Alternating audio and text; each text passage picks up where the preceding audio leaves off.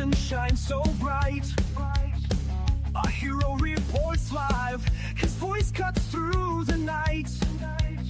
With every like, share, and subscribe he gains, he's the ultimate crime stopper, justice reigns. He plays his guitar, strumming a call to arms.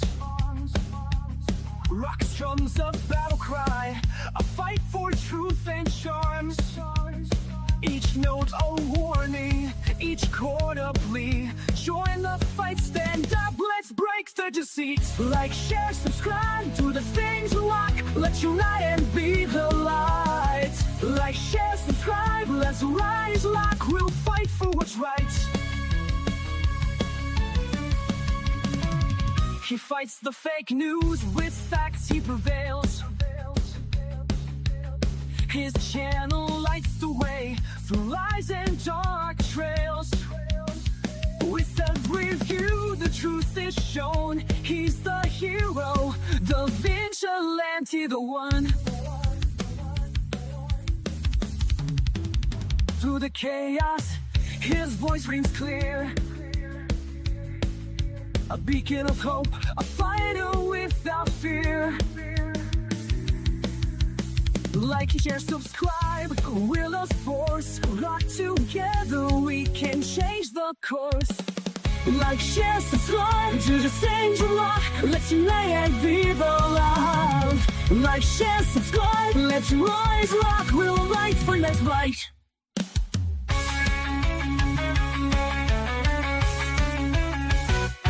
Like, share, subscribe, do the things rock. Let's unite and be the light. Like, share, subscribe, let's rise, rock, we'll fight for what's right. Like, share, subscribe, do the things rock. Let's unite and be the light. Like, share, subscribe, let's rise, rock, we'll fight for what's right.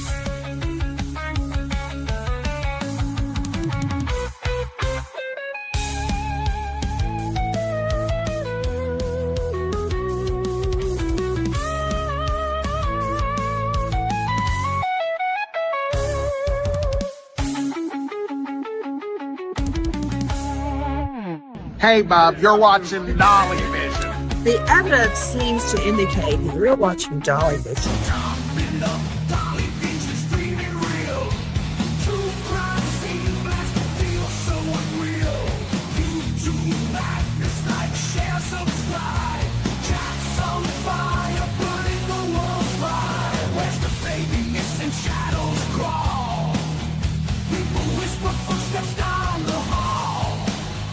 Fingerprints of the dead, cold as stone. He's got the scoop, best around town known. Dolly Vision headlines, king of beat. Truth unravels, cracking through the heat. Lost soul shouting, echoes in the night.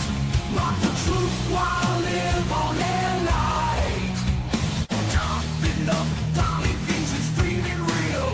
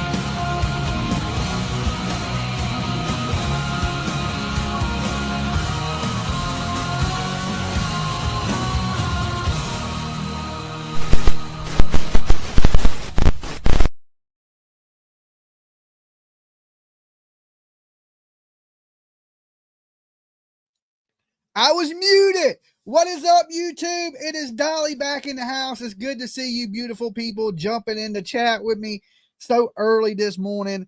It is like 10:15 here on the East Coast. I told you guys I was working on my sleeping schedule so I could start bringing you more stuff during the day.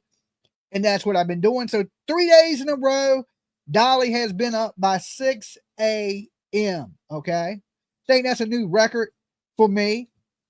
So I have a little bit of time this morning. I got some things I got to do around the house. I'm installing a hot water heater today. So I ain't got a whole lot of time to be up here with you guys, but I had just a little bit of time to kill. And I wanted to come up and discuss some of the things that are going on with our Christmas wish letters and, you know, helping the less fortunate here at Thanksgiving time. And I just wanted to discuss some of those things with you guys. All right. But that don't mean you still don't got to like the video. You still got to like it. You got to leave your DNA. Okay. Just in case. I don't know just in case of what, but just in case something happens, we got your damn DNA on file. And if you're watching for the first time, which I don't think you will because my title really has nothing to do with anything in the world, sub up, ring the bell for notifications. So I'm thinking it's just the locals or regulars here this morning with us. And that was the plan anyway, because I wanted to discuss these topics with you guys. It's not really something for the whole outside world, but I guess it really don't matter. Now, already I have been getting letters for the Christmas wish campaign. Now, let me explain to you what that is. We raise money and we help a few families at Christmas. Usually it's around 3 families. We're trying to help a little more as it grows or as we can. So we ask those families to submit a little letter saying, you know, about their struggles and what they're going through.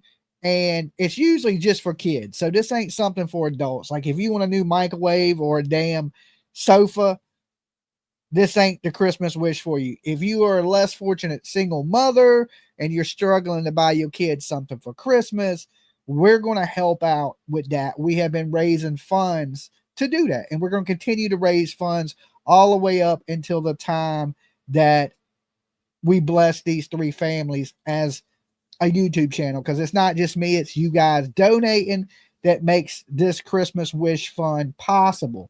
And I think everybody pretty much got the Christmas wish fund thing down. They've been they've been writing in, they've been sending the pictures in, haven't submitted. This is one thing that's really important. When you submit your letters and your pictures and you tell us what's going on with your family, it's really important that you already have an Amazon wish list for the children or for the child. If it depends if you have more than one. We want to be able to see that.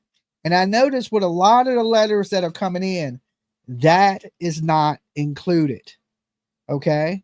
So I kind of want a concept of what the kids need or what the kids want in that thing. And I haven't really been seeing it. And I've been telling people really important is to follow directions. Okay.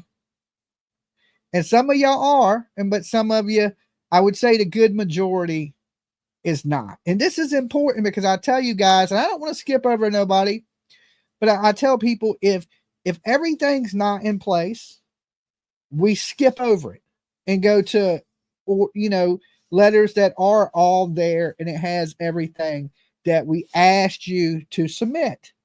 Okay. Now, I don't want to leave anybody out, so I'm giving people the chance to correct whatever they sent me. So if you sent me a letter and picture and you didn't send me no Amazon wish list, don't send it in 3 different emails. Okay, go back, redo everything.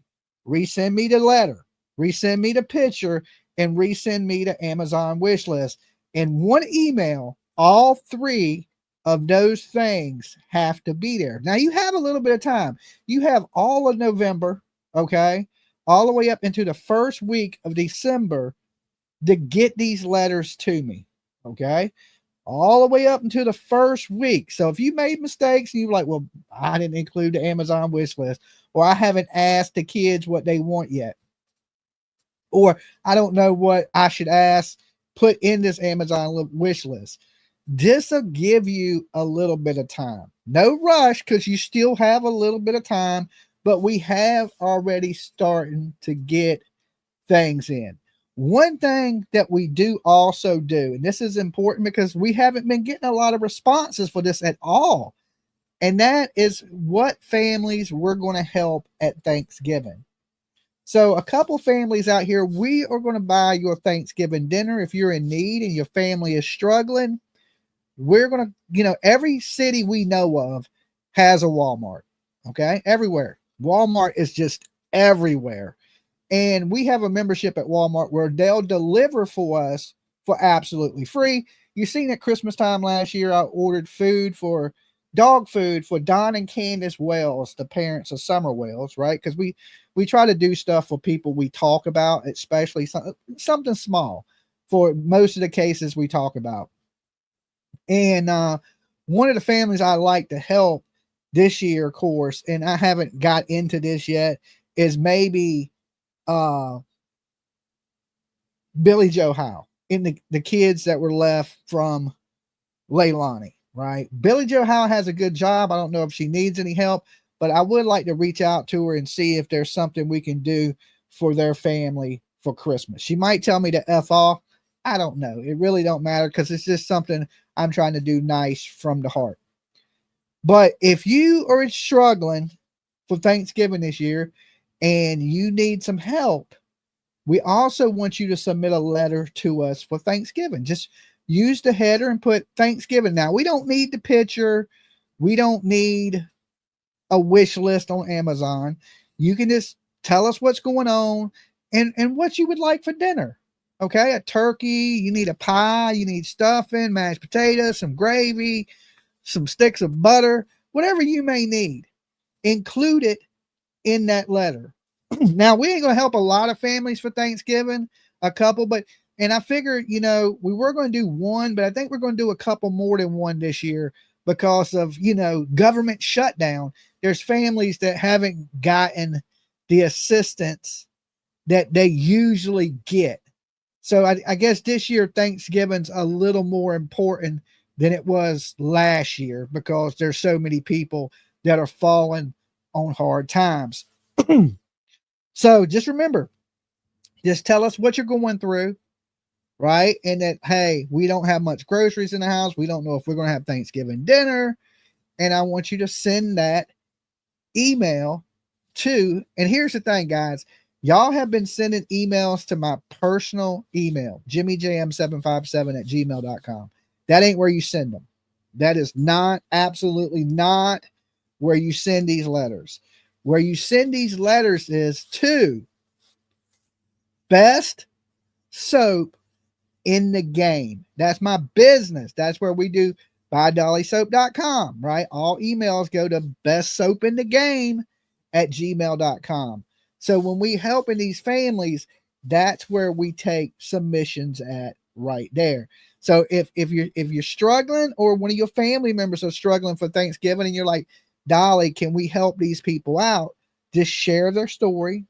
Now, like I said, we can only pick a couple and it's going to be pretty kind of random. Me and PJ will go over that and we'll just pick a couple for Thanksgiving and deliver. We'll have Walmart deliver you the food, not cook. You're still going to have to cook. They're still going to have to cook their dinner, right? But we will supply the food for them to cook their dinner, all right? The turkey, the pies, the soda, whatever you need for you can sit down with your family and have dinner.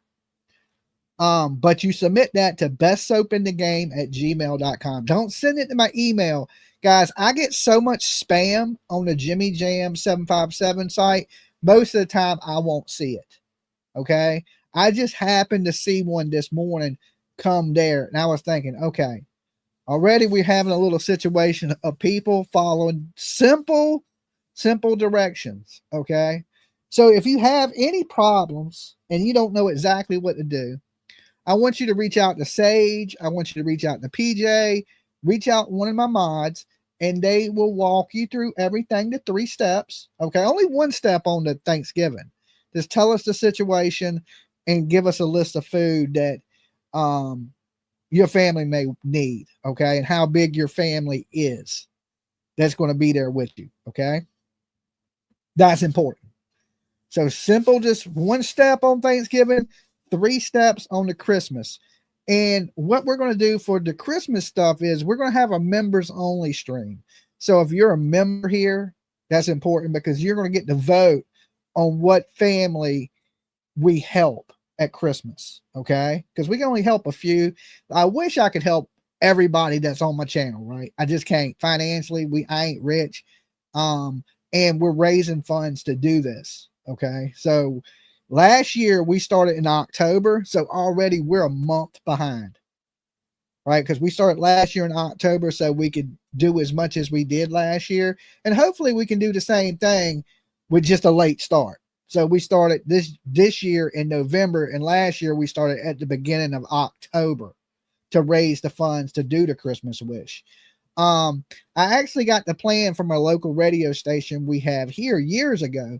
They have a Christmas wish fund where they got advertisers though. So advertisers pay to be on the radio station and they donate to their Christmas wish. And then the DJs on the radio grant Christmas wishes and they take letters. And I was like, that's a really good concept. So I kind of took the concept from anybody that's local from FM 99. They do that. So thanks to those guys.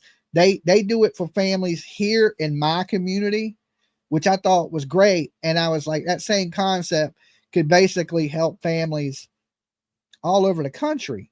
Not on the scale of them because, they have advertisers. Nobody pays me to advertise here. We don't have any sponsors. We don't have any advertisers.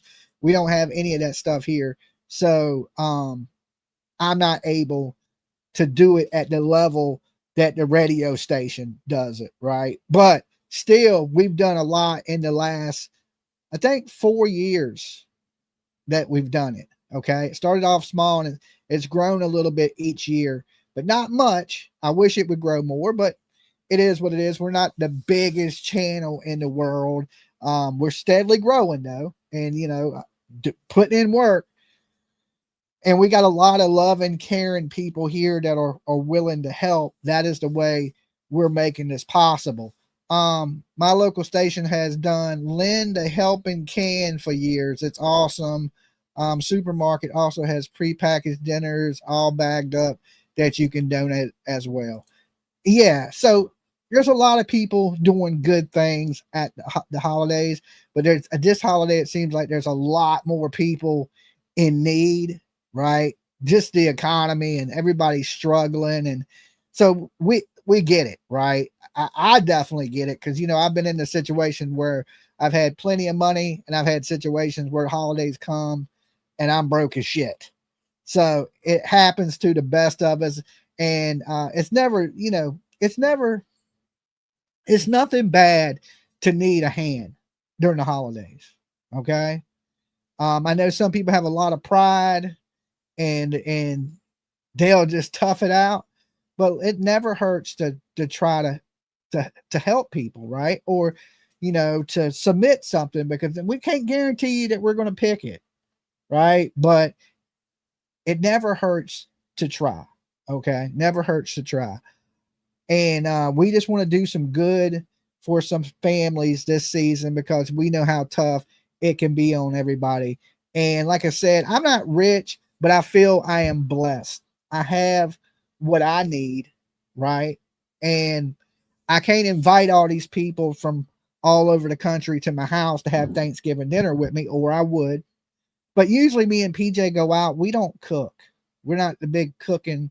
I'm not going to be in there roasting a turkey. And a lot of my family lives all over in different states. And so it's usually me and PJ and Tiff and Ava. And between them, Tiff sometimes goes to her mother. So Tiff ain't always me. And sometimes Ava goes to her dad. So sometimes it's just me and PJ. And we'll usually go out to a nice little restaurant for dinner. Right. And we plan it. Because if you don't plan it months ahead, you cannot get reservations for anywhere for Thanksgiving. So we usually don't even cook. We go out to a little dinner and celebrate our Thanksgiving like that. Now, if anybody's local and you're having a hard time at Thanksgiving, you're more than welcome to come join us for dinner. Okay, because it's always open like that. But I don't have very many viewers from this area, so that usually ain't the case. So the only way I can really help is, like I said, is buy your dinner, have it delivered to your house, and you cook it, prepare it for your family, and enjoy the Thanksgiving. And I want everybody, as many people as I can, to have a happy holidays. It's awesome to put a couple smiles on people's faces, and that means the world to some of these families that really need it. And together, like I said, it don't take much, and we can help. Dolly, ask larger stores, churches, and farmers to help. Now I don't go out and do a whole bunch of marketing on this campaign, right? Like I haven't reached out to people trying to, it's basically I reach out to my viewers and say, listen, if you want to help, we have a link. You can donate from $5, $20, $100, whatever you can afford.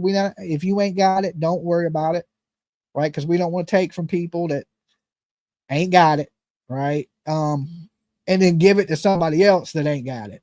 See what I'm saying? So if you got a few extra bucks, donate to our cause. And that's what we're going to go in and do the Thanksgiving stuff with. That's what we're going to go in and do the Christmas stuff with. And already we've only been running our campaign for a couple days because we started late, and we've already raised $350. Okay. So that's going to cover a couple people's Thanksgivings. And then of course we're still going to be raising for the Christmas. And I'm putting in money. PJ's putting in money. And I have some other family members that are putting in money to do this also. So hopefully we'll be able to do some awesome things. And I just wanted to run that past everybody and make sure everybody understands. Now, it don't have to be you. It could be somebody that is struggling. Okay. But I want to definitely help people in our community, right? First. So if there's people out here in the true crime community, and it's not even my community, but in other channels that are true crime communities, make sure they get this word. And I wish more creators would take part in stuff like this. Now, I know each person does their different things. I know there's creators out here that raise toys for tots, and they send toys in. I want to be able to see the people that we help. Okay. I like to see the smiles on their face, that type of stuff. Because some stores have like the angel tree where you can go in and you can pull a little Christmas tree off the tree, and it'll tell you a child. And we're probably going to do that too here locally. I'll probably help a couple kids here locally from the angel tree. Usually they'll have them at Walmart. You go in and it'll tell you what the kid's age is, and you can go around and you can buy them something. You can drop it at the tree. So we'll probably do that here for local people, but we want to be able to help our community, which is the true crime community. All right. So that's important to me and PJ. And PJ was talking about this earlier today on her stream. So if you ain't added PJ Vision yet, add her. She does something a little different than I do. Together, collectively, we do the three families. We try to wipe out their wish lists. But she does something where she'll have everybody post their list, and then people will go in and she'll buy one gift off of each list, and then other people do too. Last year, my sister, she was going in and hitting that list, and PJ was hitting that list. So technically we helped a lot more than 3 people last year. And I think PJ is going to be doing that again this year, but she does it on the Dolly Vision Facebook group. Okay. It says Dolly Vision, but PJ runs that group. All right. It ain't me that runs it. I can only do so much in a day. So PJ takes care of that group. So when you see stuff being posted up there, it's PJ posting it for this channel. Okay. So she does that, kind of spearheads that section of that. So like when we pick the 3 families, even if you ain't picked, you can still post your family's story and wish list. I don't know exactly how she does it. I think she makes a thread, and then everybody posts under her and shares their link. and then people can go in and buy off those links. Right. And what she was saying was, she was even telling me last night, we was eating dinner, and she was like, well, I spent a little bit more money than I said I did last year. And I'm like, what? She was like, yeah, because we did the 3 families, which was basically the channel and me together do those 3 families. I go in with the donations, I buy the highest ticket items, and then I post their Facebook links, and usually between all of us, we wipe out the whole list. And every year we've done that. So we've been able to buy the families everything that is on their wish list. And we're pretty selective. We've helped a couple families with special needs children, of course, Brandy Neal and her family, and other families along the way. So, and when she was telling me, she was like, yeah, because I would go in each week and buy like one item from each person's wish list. And then as next week came in and she got paid, she would go in and buy more and more. So I don't know exactly how many presents we got for people last year, but I think it was a good cause, and whatever she spent, I'm glad she did it, because it comes from the heart. So not only are you guys, when y'all are donating money into this, I'm also going to donate a little bit amount of money into this Christmas wish fund myself. Okay, so it's not just going to be your funds, it's going to be my funds, PJ's funds, and collectively together we'll be able to do what we're going to do in this Christmas wish stuff. All right, everybody understand how everything's going to work? So I just want to make sure everybody remembers to get those 3 things in. And definitely, we haven't had no submissions, I think 1 for Thanksgiving. All right, now if nobody needs it, nobody needs it. But if you know somebody that needs it, tell us the story and all that good stuff, and send it to bestsoapinthegame@gmail.com. So other than that, how is everybody doing this morning? Everybody good? Everybody doing good? I was supposed to come back live with you guys last night, but this whole getting up early thing in the morning has been making it to where I go to bed really early. And I didn't have, I got up early this morning, and there's nothing really big right this second in true crime. If y'all noticed, I haven't been doing much true crime because there's really nothing going on. Unless I want to be like a broken record, which I could be. I could get up here and repeat the same things over and over and over and over again, but nothing really has changed. There's never been no real big updates in anything. The Melanie Buzzard case is pretty much the same. The mother's not in jail. Nothing has changed in that. Of course, Sebastian Rogers, hasn't been anything big in that at all. No changes in, we're getting closer and closer to 2 years in that.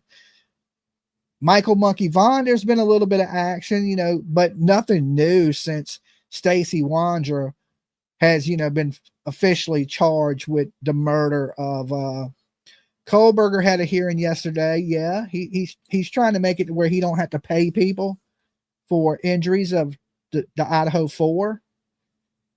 That's new. That's pretty new. And here's the thing about that is, I can speak on that for a minute because that is something new. Is he is going to try to sell book deals and movie deals and things like this. So when they find him for killing those girls, they knew that this was coming, because a lot of these people get rich off of their crimes. I mean, they changed the law in California because of like Charles Manson, John Wayne Gacy, and stuff like that. In some states, they have laws where you cannot profit off the death of other people. Yes, Turk Loves Dan, Turtle Island will be tonight, right? They got it to where you can't profit off the death of killing people. And Kohlberger's in one of those situations where Idaho don't have that law. So he can sell his right to a book, or he can write a book, like Dolly's writing a book. Okay. He can write a book, and I'm sure he's going to sell movie rights, and maybe he might make it to one of those, what is that? When they're low budget movies, what is that channel that shows all not the Discovery Channel, but there's another one. Lifetime. That's it. Lifetime. He might get a Lifetime movie. Yes, the Son of Sam Law. Thank you, Steve. He may get a Lifetime movie. I don't know if it'll ever transition into Hollywood. I mean, maybe later on it will, because we don't get too many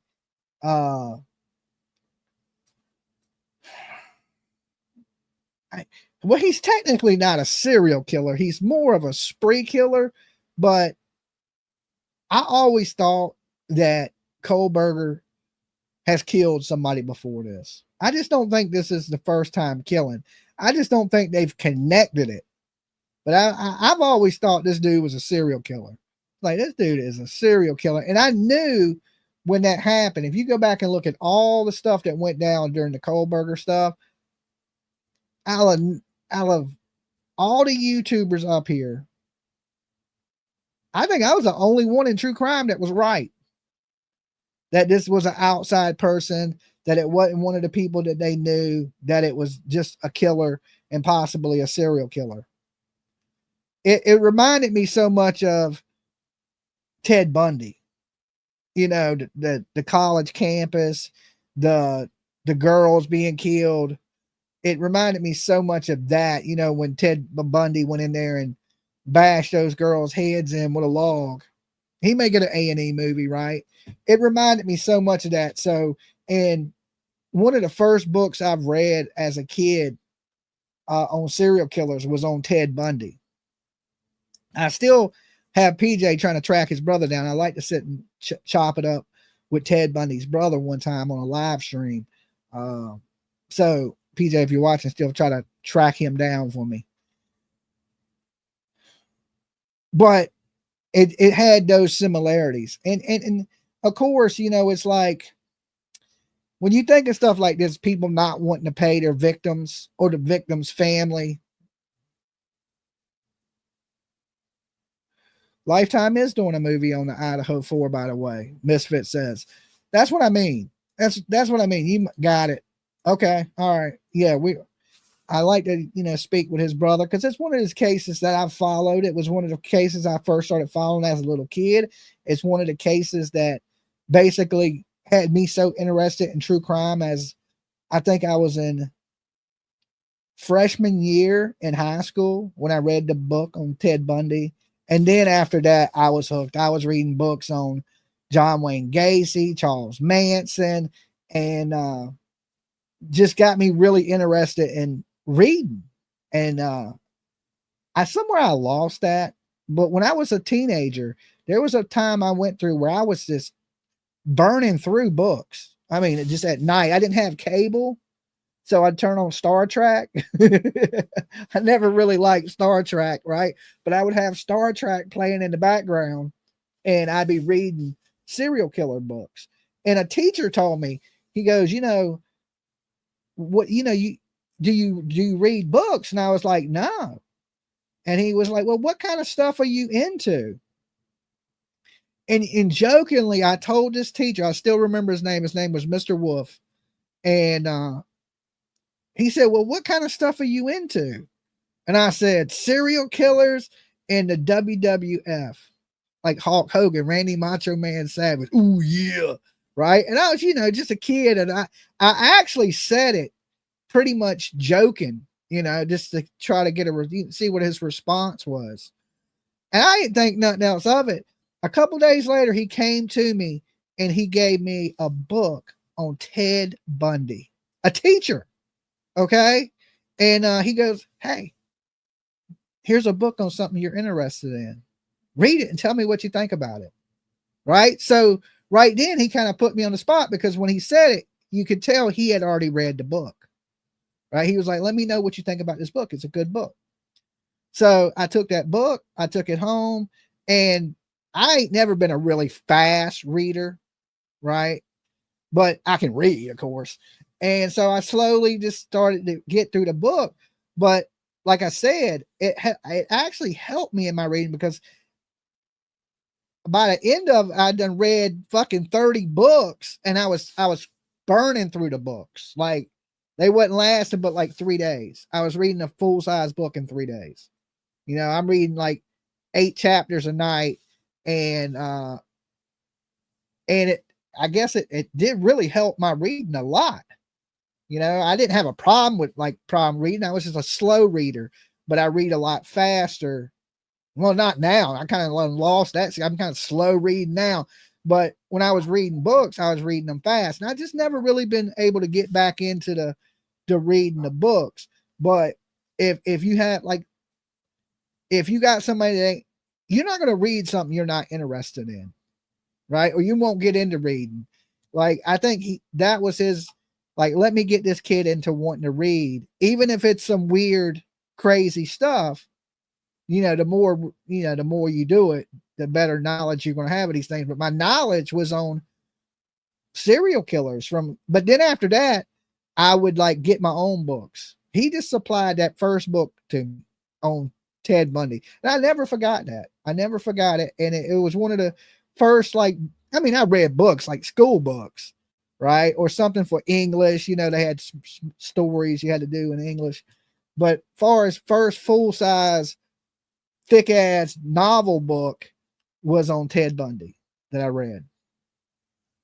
So when I seen his brother on a documentary, I was like, you know what? I like to sit down and talk to his brother, just to interview him and get some of the family dynamics, because what makes my biggest thing about this in serial killers or people like Brian Kohlberger, because I believe every kid starts out not evil. I don't think kids are born evil. I don't think you're born like Damien or the little kid from The Omen, or I think all kids start out with a blank slate, and people are products of their environment. Okay. And something makes these crazy people snap. And matter of fact, it's crazy because we shot an episode of the Don't Wake Up Dead podcast here yesterday. And the first Don't Wake Up Dead podcast I did was on Ted Bundy. If you go listen to it, you say, hey, Alexa, play Don't Wake Up Dead podcast, episode 1. It'll play me talking about the killings of Ted Bundy and all the women he killed. And it's basically that podcast is about society. If in the 70s we were breeding serial killers because of society, right? Because I believe this is something that we're breeding in our country is serial killers. I do. I believe there's more monsters in this world right now than ever before because of the way society is. So if 70s was breeding killers where everybody was damn Leave It to Beaver and softcore porn, can you imagine what kids or people are going to be like coming up on stuff that's on the internet today, where you can watch people get murdered, you can watch people live get assassinated, you can watch the most filthiest shit that you could even humanly imagine. It has to do something to the mind, and it's scary because it's been so normalized, like the torture of women. But I just think that stuff like that, me myself, reading these things as a kid and seeing everything how the world is as an adult, we have to be breeding serial killers. That's scary, right? That's scary to think that not only are these monsters out there, but there's more of them, because there's so many perversions in this world that are accepted, and kids are seeing this and their minds don't know how to interpret it. And next thing you know, they think it's normal to hurt women. And that is never a good thing, because it goes back to the Ted Bundy thing. They asked Ted Bundy where he got these perversions from, and he said from pornography.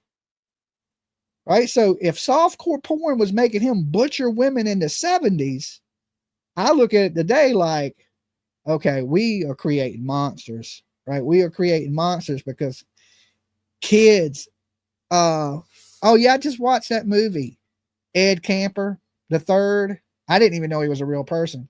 But I just watched the what was it on? Paramount, not Paramount, but is it on Netflix or is it on I mean, me and PJ was watching. I was like, this shit is straight porn. Like this is scary. When they show movies like that, I don't even think you should put that into people's minds, one feather. Like some of the scenes in that movie were straight out of like, that's what you don't want kids seeing, right? And then if you put it behind a horror movie and it's basically some weird porn, like, and it's like you're showing R scenes, the R word, right? I don't even like to say it here, but you're showing scenes like that, and kids, you know, they got Netflix and they got, I mean, I understand it's real, but can the movie not be so graphic in nature of, to me, it almost glorifies what he was doing. That's scary. And what's scarier is, and you listen, you know, I love horror movies, right? I love horror movies. We know horror movies ain't real. And you don't see Freddy or Michael Myers R-ing women and I don't even want to say what he was doing. I don't even want to say what the man, it was that perverted. It's like bad. Like bad. I mean, bad. That shit is horrible. Nobody watch that Ed Camper stuff. Don't do it with any young people around.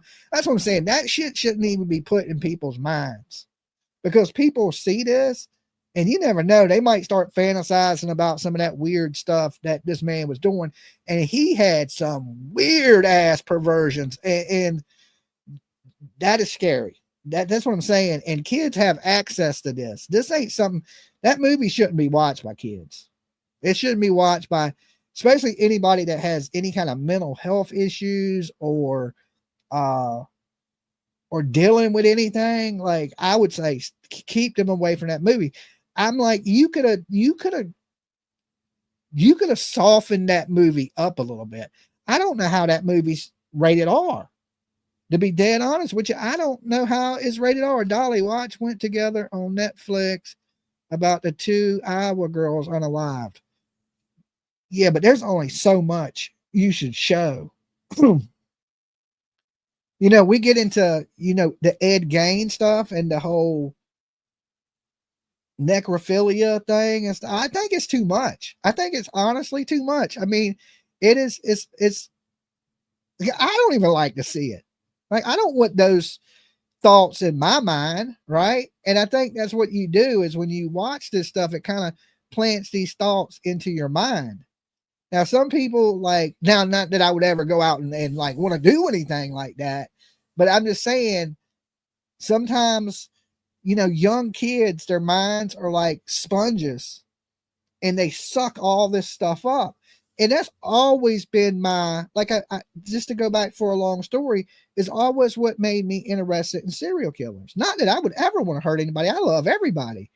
It's the moment that you're a normal person and you snap, that you cross that line, right? May it be from mental health. A lot of times it's mental health, right? A lot of times there's schizophrenia and paranoid delusions and things like that involved. And this could go into the Melanie Buzzard thing with her mother, how she's acting. She's acting a little bit on borderline paranoia, schizophrenia type behavior, right? And like, I think a lot of that sometimes has to do with that. But then it's basically, you get the guy next door, like your BTKs or your Gary Ridgway, or these normal seeming people that have families and wives and kids, and then on the side they're butchering people. It's strange and bizarre. And there's so many. I was watching a show on YouTube just the other day about uncaught serial killers. And there's a lot, believe it or not. You would think it'd be hard to get away Rex Huberman, right? Look at Rex. Did he look like a businessman? Did he look like a killer? You would trust that guy, right? If I seen him on the street, I would never think in a million years that Rex Huberman was a killer. You're going to email me on your break. Rated R stuff is evil. Not all rated R stuff. It's rated R, like slasher films is one thing, but when you are showing scenes that contain, like I'll spit on your grave or something like that, like scenes of the R word, I just don't think you should put that in movies, right? Showing people being assaulted against their will. I just don't think that should be added. I think you can let people know that happened without showing it in the movie, and then mixing it with weird pornographic action, right? Like it's strange. Like in the Ed Camper movie, there was one girl that acted like she wanted to be assaulted like that.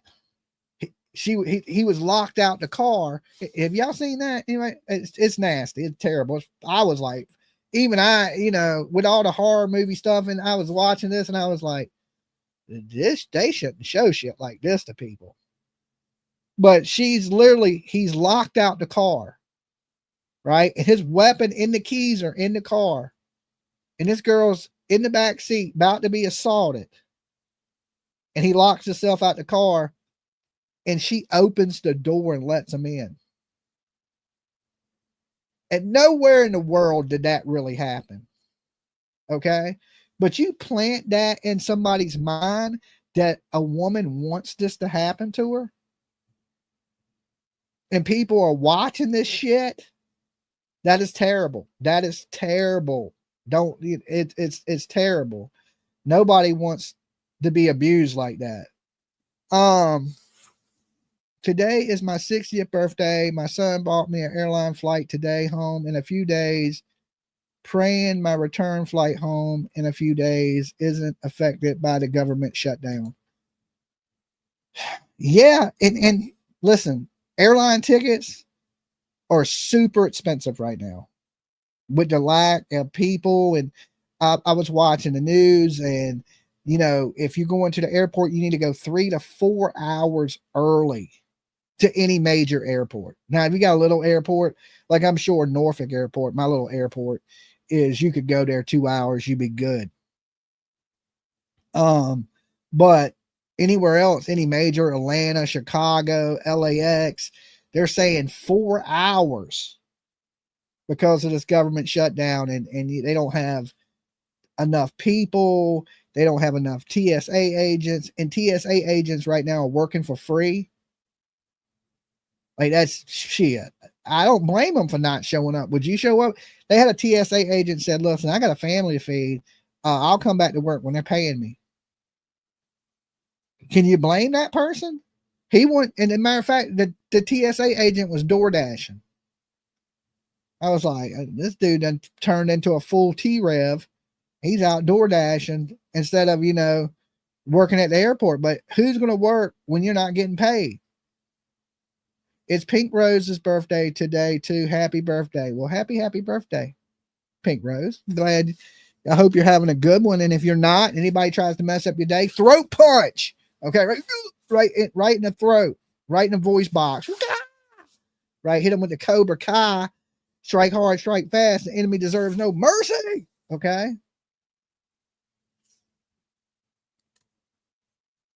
So, but that made a long story short on the whole Brian Kohlberger thing, right? He's a monster.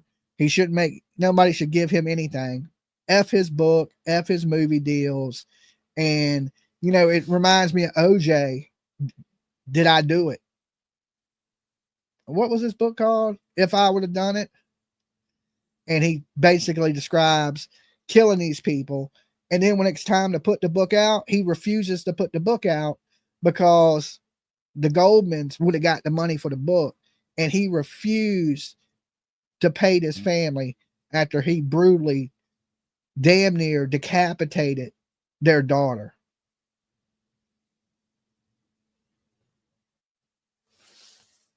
Right. And that was the only chance of any kind of, anything. And then, of course, they let OJ basically walk as a murderer. That just shows you our justice system's super broken. And then, of course, when he stole his own stuff back, they gave him 50 years. Then let him out again. Koberger sucks and his family's putting 5 figures on his account is absurd, in my opinion. Well, yeah, his family's not bad off. They live in the Poconos. His sisters are basically a psychiatrist. Yeah, OJ admitted it. OJ, right, like, I don't know what to say about OJ. Like, he should have been executed. It shows you that in this world, if you're poor, you're going to prison. If you're rich, no, OJ's dead. OJ died.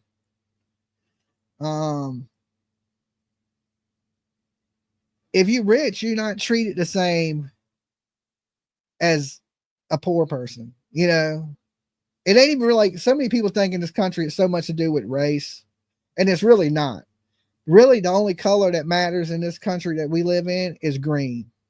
Everybody's the same, either rich or poor. And there's not as much middle class as there used to be. It's either the rich are rich and getting richer, and the poor is getting poorer. And that middle class that used to be there where most people sat is dwindling away to nothing. So we need to change that. We need to change that and take the power back, right? We need to redistribute the wealth in this country. And a lot of these people make so much money and they just hoard it. They just hold on to it. Like, there's no reason in this world. Like, listen, I looked up Richard Branson last night. He's worth $2.8 billion. Okay. You know how many we got homeless and people that can't eat, and this one man is worth 208 billion. And that ain't like your Amazons or your Elon Musk. And all these people are worth, it's these 1%ers. Some people would say the Illuminati, right? But to me, when you say Illuminati, that just means filthy rich to me. And I ain't talking millionaire rich, right? Millionaires are poor to billionaires. When you got so many billions of dollars, you building spaceships and shit. And you would walk by a homeless person and spit on them.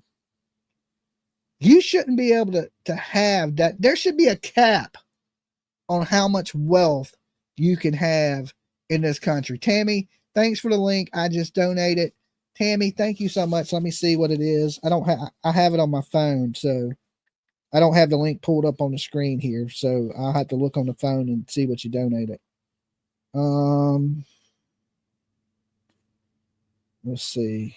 What did I do with the link? PJ sent it to me. Hold on.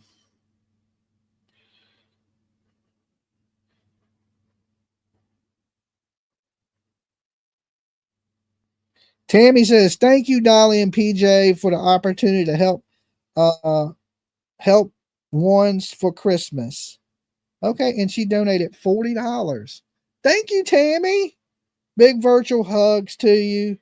Let's see what that puts us at. That puts us now at $390 we have raised for our Christmas wish and Thanksgiving campaign. So thank you, Tammy. Big virtual hugs to you. Everybody give Tammy a big virtual hug in the chat for being a good soul and helping people this year. And I just want to thank, because it ain't been a lot of donations, so I want to thank, I might as well just thank everybody while I'm here. Tammy, thank you. Thelma, thank you. Shauna from Nashville, thank you so much, Shauna. Was it more than that? I think so, but that's all it's showing me. Oh, that's most recent. Let's go to, oh, that's all it shows me. Belma, thank you. Miss Margaret, thank you. And I think that's it. If I missed you, thank you also. All right. So there's been a few donations. So thank you guys, everybody. And we're going to make sure that some people have a good Christmas this year. Now, what was I saying before I got into that? I was talking about something now that went completely brain dead.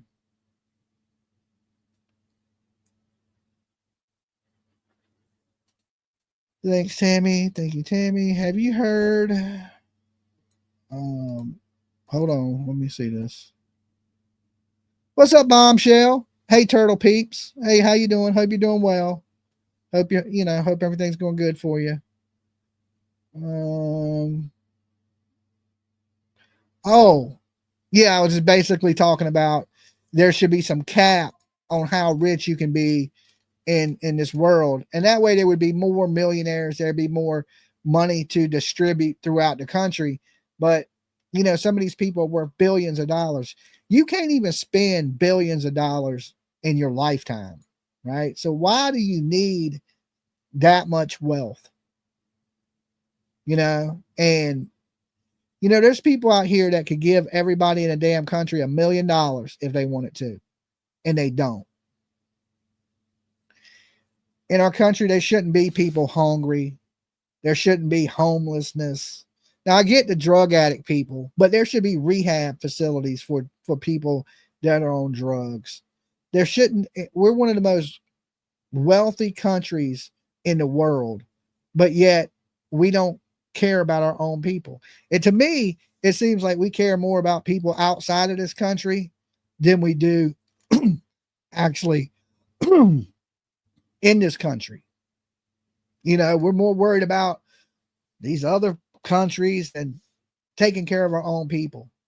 And then when you say, America first or something like that, people think you're racist because you want to help your own people first.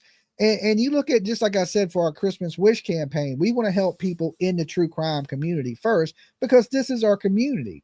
You should want to help your community, right? You should want to help your community that you're a part of. Give back, right? And I don't think there's nothing wrong with helping your people first. And then when you help your people, reach out to other people. Now, I'm not saying we shouldn't help people outside of this country or people flooding into this country. I'm not saying that at all. What I'm saying is let's help our people first. And then if there's anything left over, we help other people with. It's just like us. We're gonna do 3 families for Christmas, but if there's anything left over, we're gonna help a 4th family, and so on, right? Until we're we're out of funds that we raised.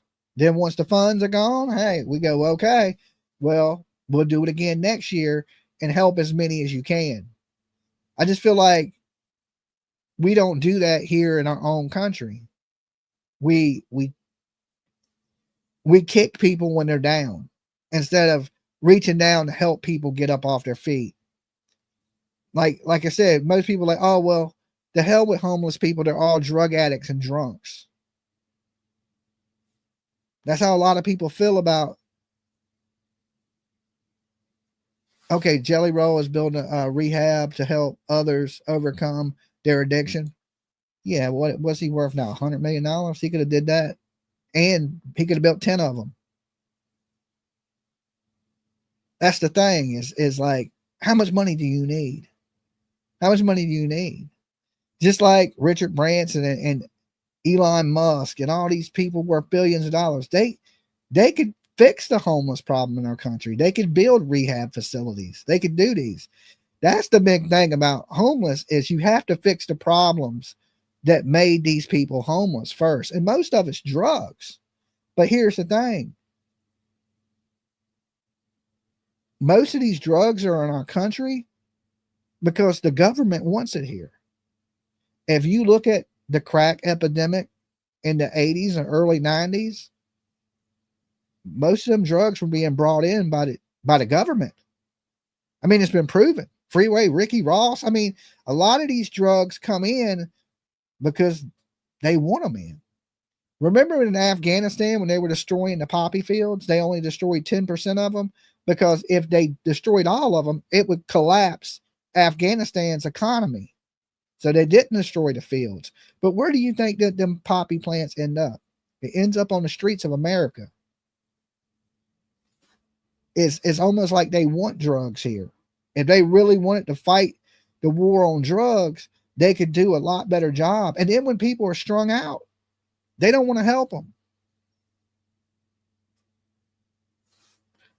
Dolly, my mom used to say this all the time. It's true.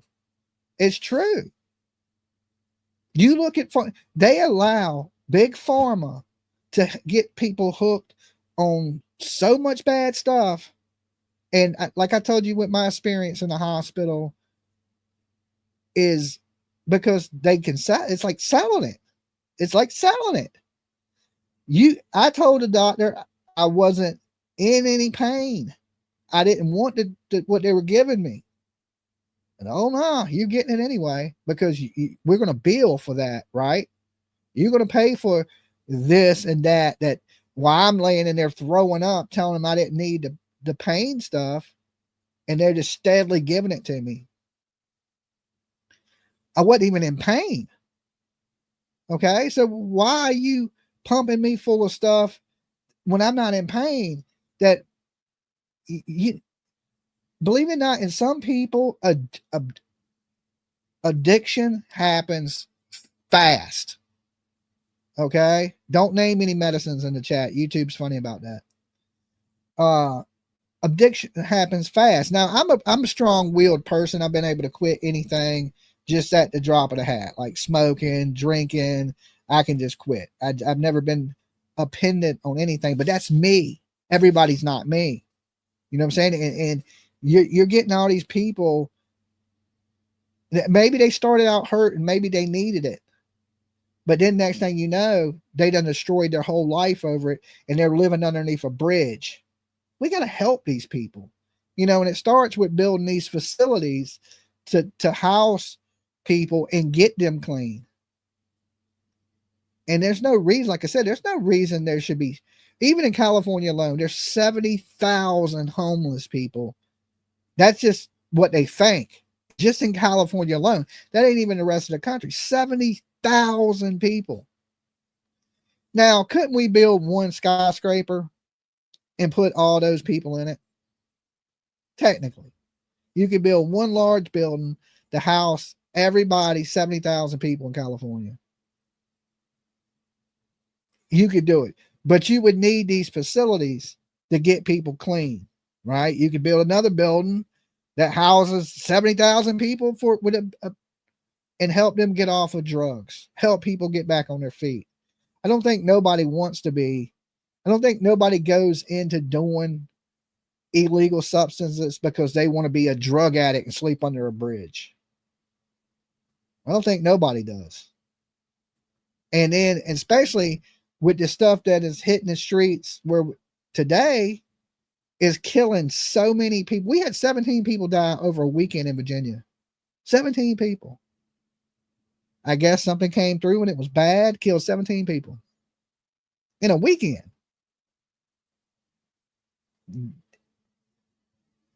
I think that, you know, you got to stop. And I think if they really wanted to shut everything down, they could. And they choose not to. And then you got states that allow it, like, you know, like Seattle and stuff like that, where they were going to legalize completely, not legalize, but decriminalize the use of hard substances. And then you wonder why so many people are strung out living under bridges with no help whatsoever. We don't have the right mental facilities for people that have mental health problems. We don't have the right shelters for people that are homeless. We don't have the right rehabs for people that are strung out on drugs. And people will walk by you and spit on you like you're not human. I think it's horrible. I think it's absolutely horrible.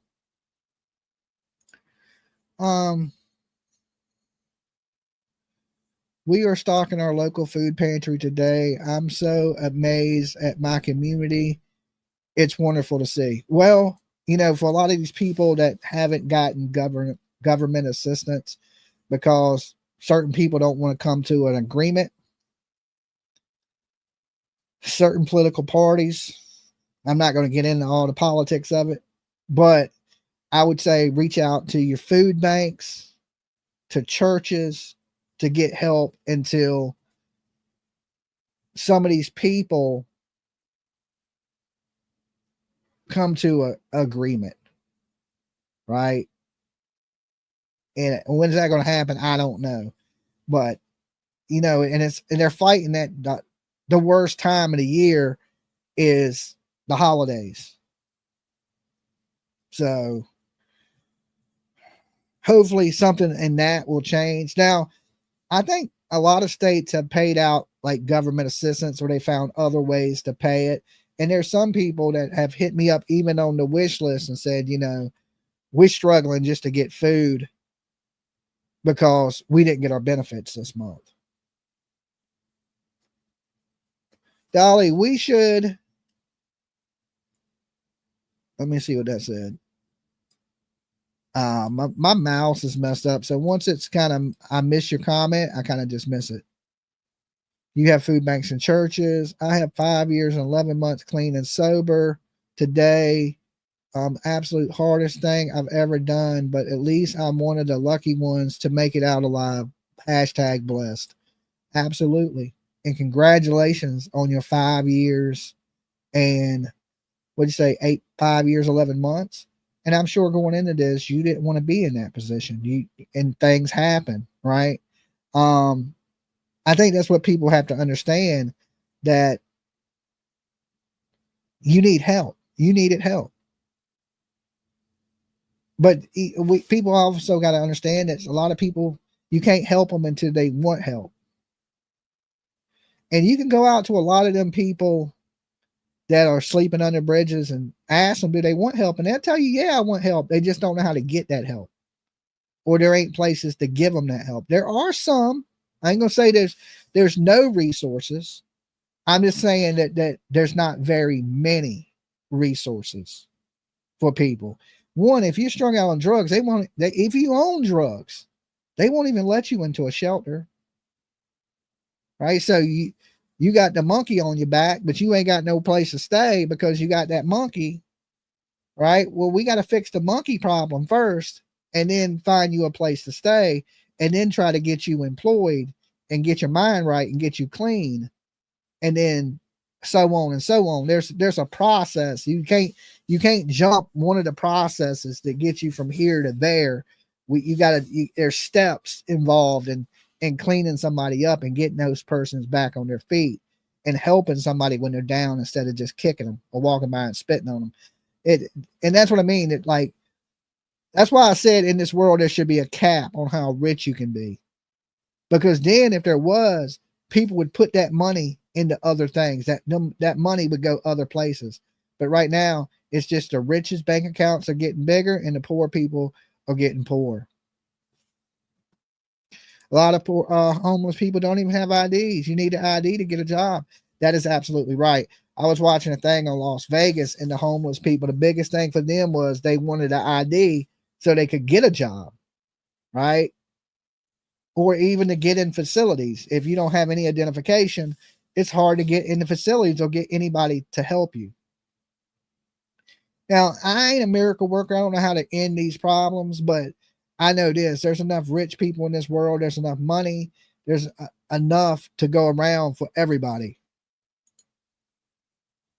You're right, Dolly. It's like that in Virginia. We do have a program called Pathway that actually helps get a person to get clean. That's the best thing of it. You got to address the problem that's creating homelessness first, or you can never address the problem of homelessness itself. If it's alcoholism and drugs, well, we need to be building more rehab facilities and homeless shelters. Okay. Getting clean, I think is the thank you Thank you, Birdie. Is the big thing, right?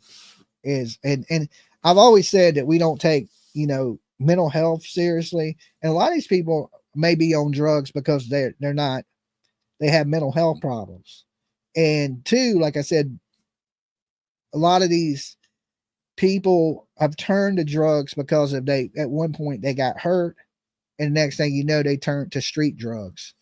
Nina Drew, one of the best. Nina Drew, your cup shipped.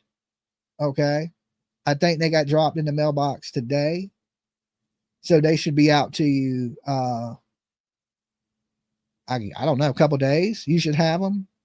I actually printed them up. They came out pretty good, right? They look good. I lost two of my best friends because of the drugs out there.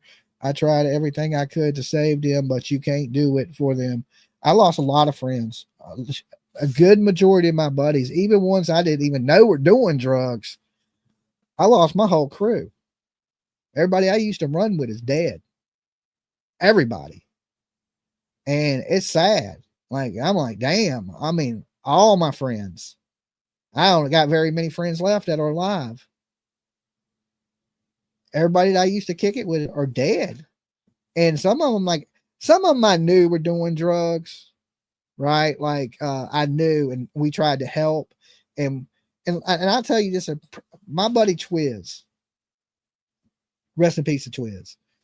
He came to me. He was so strung out. He was terrible. Hold on a second, guys.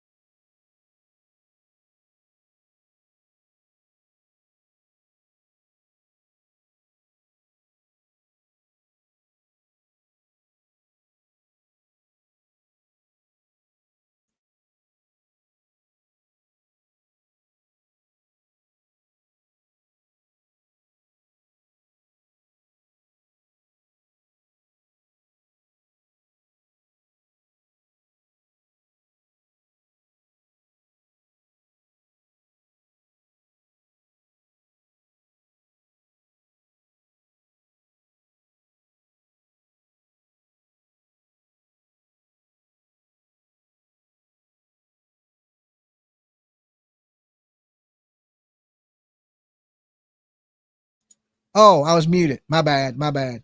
That was PJ that called, and I got to take her lunch, right? Because she can't get a break today. So I got to take her some food, and I got to mail some packages that need to be mailed. Right, so I got to go take her lunch because I ain't going to be here much longer with you guys. I got to take her lunch. I got to go mail some packages, and then I'm coming back and hooking up my hot water heater, right? I got to get the old one out, drain the water out of it, cut the pipes, take it out, put a new one in, solder everything up. So I got a lot to do today. But what I was saying about my friend is he was really bad off, and he came over crying and sweating and just couldn't get off of drugs. And I told him, I was like, dude, everybody around you's dead. Everybody had been dying. I was like, you next. You need to get in a facility. And he was willing. He wanted to help, but couldn't get help. So I spent 2 days calling around different places, and nobody had a bed that he could go to. He had insurance, right? And he still couldn't get a place to go. And a couple days later, right at the end of my street, there was a neighbor that lived down there. And I always knew that house was kind of shady, but apparently they were drug addicts. And he went over there and was doing drugs with them. And he died right there just a couple days later. So me and the guy that used to come in here, he used to go by Run Hop, which was one of my really close friends, Steve-O. He also died. Now, I don't know quite what he died from. I think he may have had a massive heart attack, but they found a little bit of drugs in his house. Now, I don't know if that was drugs he had did before or whatever it may be, but just say no. Just say no, right? Because I mean, this stuff be killing people. Now, they were on two different types of drugs. One of them was doing like downs, and one of them was doing ups. But it don't matter what you're doing; it'll all kill you. Y'all remember Run Hop? Run Hop. He would come in here all the time, right? He was a real big supporter of me. Always, would come into the chat, and just one of my really, really good close friends. And yeah, he had a massive heart attack or something, and he was found on the floor with a Bible beside him. So he died reading the Bible. He was really a good guy. He was the type of dude that would do anything for you, like anything. If you went to him and you needed something, he would definitely be quick to help you out, right? You still got Triple D. Triple D's still alive. He has some liver problems like Brandy Neal. Triple D does. So we were almost in the hospital about the same time. I had a heart attack. Triple D, he was having like liver failure or something. So, but Triple D is okay. He's still alive. He's fine. I'm still here. But like I said, Run Hop was reading the Bible, and it was on like a certain verse. I can't remember now what the verse was, but I guess while he was reading the Bible, he had a massive heart attack, and he was on the floor, and the Bible was right beside him, open. Sounds like he knew it was going to happen. I know, or I don't know. And I had missed a call from him, so that always made me feel bad that I missed his call. But he had called late in the evening, and then of course he was supposed to watch the Super Bowl with his parents that lived right down the street from him, and he never showed up. So they went over there and broke in the house, and he was by himself. Like I said, he was on the floor, and there was a bottle of aspirin that was open, right? Like maybe he was having a headache, or maybe he was having chest pains. I don't know. I wasn't there. Nobody knows. He was by himself, and maybe he thought something was wrong and he started reading the Bible. I don't know. But he's always been he's always kind of been like that, reading the Bible and stuff like that. So it wasn't nothing. The Bible thing wasn't unusual. It's just, it was weird, right? It just happened to be at the time, but he was such a good dude. Like I said, if you needed anything, that guy would help you out in a split second. It was hard to see him go, man. Because he wasn't a drug addict. Would he dabble in different things occasionally at parties? And, he was more of a drinker. He liked to drink. But far as drugs, yeah, he may have dabbled in some different things, but nothing like, he wasn't like strung out on drugs. But you don't gotta be. You do the wrong stuff these days and it'll kill you. I mean, it'll kill you. So I don't completely know what Run Hop died from. I just wish he was here,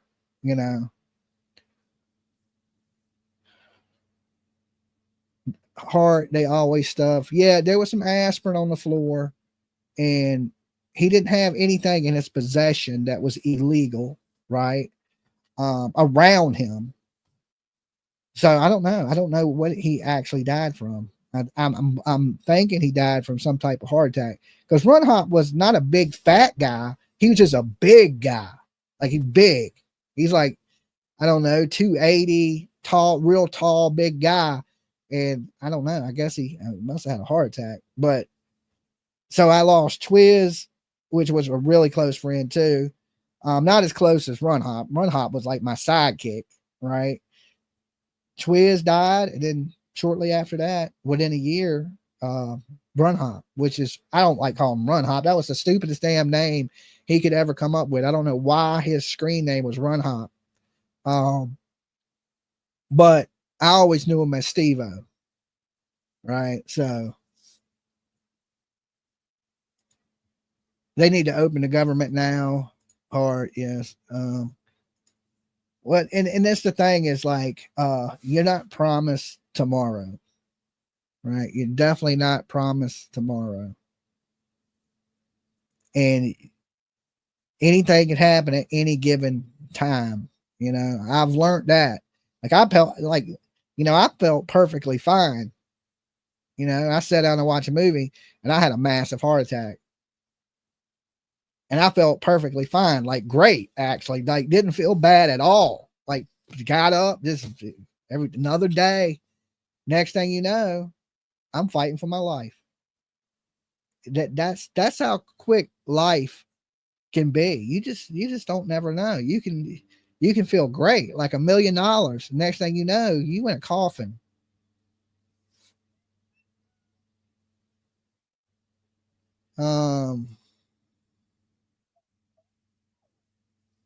What the hell is that?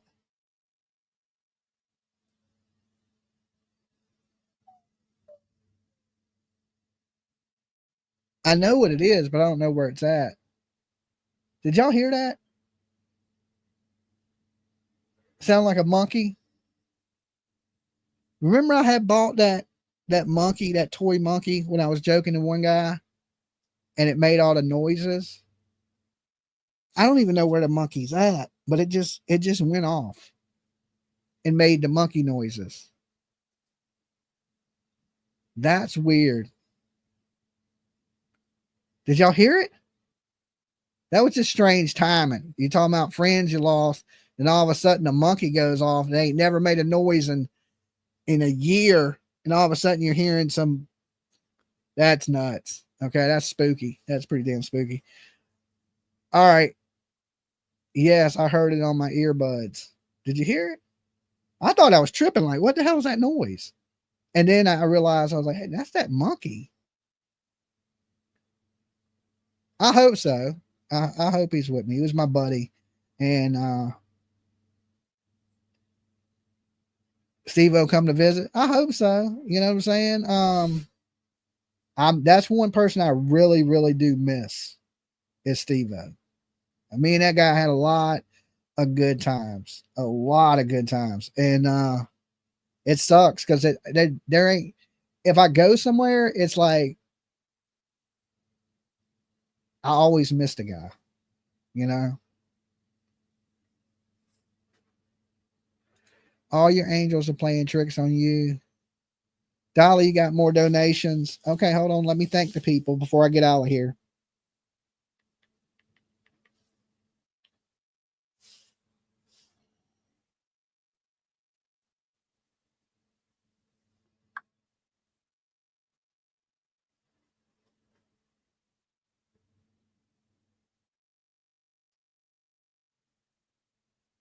All right, hold on. That ain't it.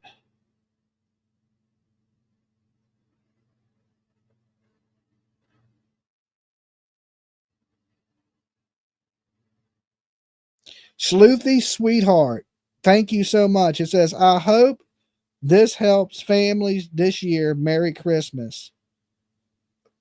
Okay, thank you so much for that $20. That puts us at $410 on our campaign. All right, we're at 410. We're just 1 week. We're 1 week in, well, 6 days in, and we're at 410. Okay, so hopefully by the time Christmas comes around, we'll be at least have a couple thousand. Would be my goal. All right, a couple thousand, and then I'm gonna put in some money, and we're gonna bless some people. And like I said, Thanksgiving, we're gonna help some people out live here. Thanksgiving too. And we're going to do it live. I like to keep complete transparency in this so you see it as it happens, and who you're helping bless with us. Okay, because this ain't just me. This is you guys too. right? The Christmas wish campaign is all of us helping our community, okay? Helping the true crime community. You heard it, single white female. That's weird, right? And I hope my friends are here with me. You know, I truly do. Um, and I hope they're in a better place. You know, they're in a better place because they're missed. I know that they're missed. Like I said, Steve O, he was the kind of person that would do anything for you. You needed anything, this guy would stop what he was doing and help you. Okay. Twiz was a big goofball. He was like the biggest kid ever. You couldn't take him nowhere. He's just an idiot. Okay. But he would make you laugh nonstop. He had to be one of the funniest people I knew. Right. For sure. So I still got some really good people in my life though that are alive. And I'm hoping they stay alive, right? I'm hoping they stay alive. But like I said, a whole big group of people were knocked out all within, there was like I lost like 6 friends in a year. Like just back to back to back, just people dying all around me. And I was just like, man, this is horrible. And you know, they say it comes in threes, right? So it just, I don't know. You always ask them for signs. I don't mess with the spirit world. I just don't. I know this house is haunted. It's been haunted. And I don't say that lightly. I mean that seriously. There's all type of paranormal normal activity that takes place here. It just is. It's been like that before my friends died. And you know, I live next to a slave graveyard. I have a slave graveyard in my backyard. And I have a grave in my yard, like literally in my yard. So I don't really play with that type of stuff because I have to live with it. Like, I don't know how many of y'all live at a graveyard, but technically I do. So, and it's a slave graveyard. So I respect it. I treat it with respect.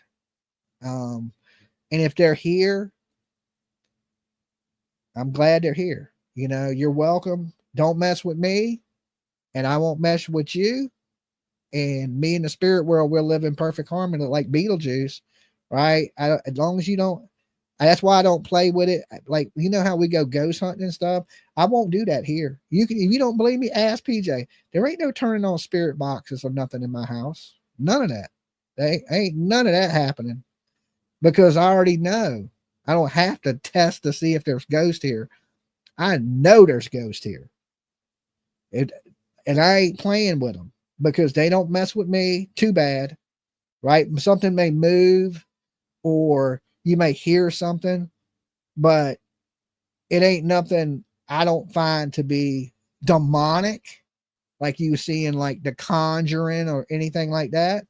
And if they friendly ghosts like Casper, hey, they welcome. I don't have, you know, do what you got to do. This belongs to you guys. It don't belong to me. You know what I'm saying?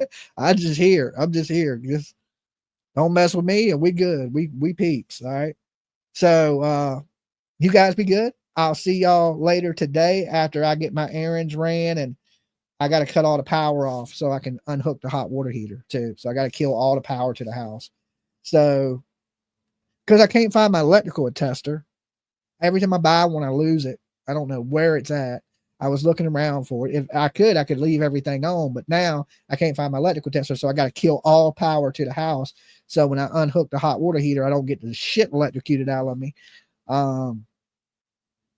So I got to do all that. And I'll be back this evening. Of course, Turtle Island is tonight. And thank you guys for coming to hang out with me and listening to me ramble and just talk shit. And no real, like, it wasn't really nothing to talk about today. It was just me talking, I guess, right? I got to have somebody to talk to too. So thank you for being here with me. And Best to turn it all off. Yes, I am. I'm gonna kill power to the complete house and unhook everything, and that because I ain't got a tester. I don't want to f around and find out. Right, hit the wrong breaker. Next thing you know, I'm in there 220 volts shooting through my body, 240. Right? Nah, I ain't doing that. I'll kill power and ask your spirit friends to help you find your electrical tester. I don't think they're gonna help. Right? Like I said, I don't mess with them. They don't mess with me. Just every now and then they let me know they're here. That's it. And that's cool. Right. And so I never treat it with like a fear thing or anything. It's just like, hey, what's up? You know what I'm saying? That sounds weird. 220, 30 amp. All right, guys. Y'all be good. Dolly loves you. See you later this evening. Peace.